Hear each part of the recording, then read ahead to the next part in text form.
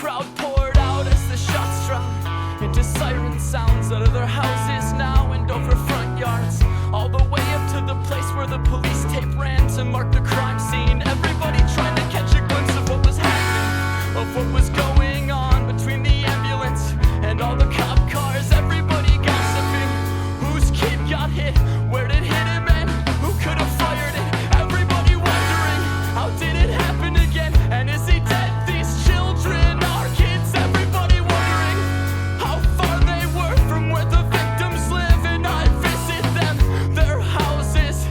Inside my dream I visit them, my spirit soaring high and high up over King Park, leaves the crime scene, travels further back till far before the shooting. Through their windows to their living rooms, I see them younger this time, playing games and doing homework.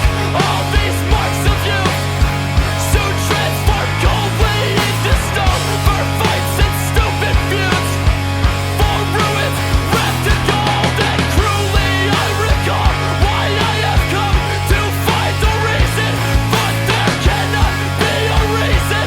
Not for death, not like this, not like this.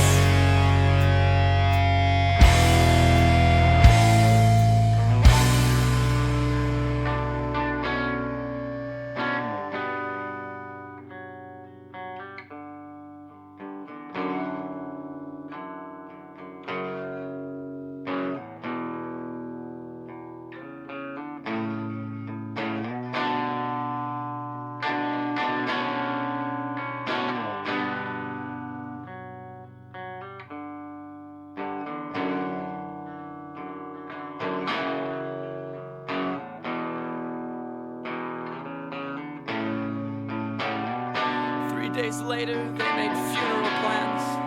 The family. 3 days later, a mother had to bury her son.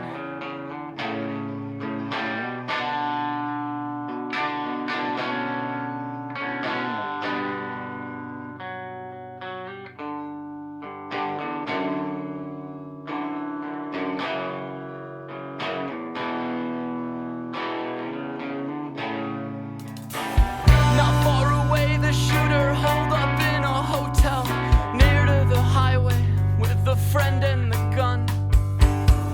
That same gun.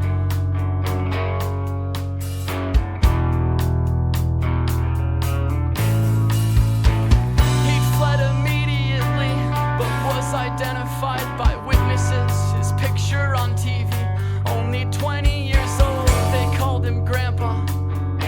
He was older than the others by a year, maybe 2, and he was safe for a while until somebody saw him there.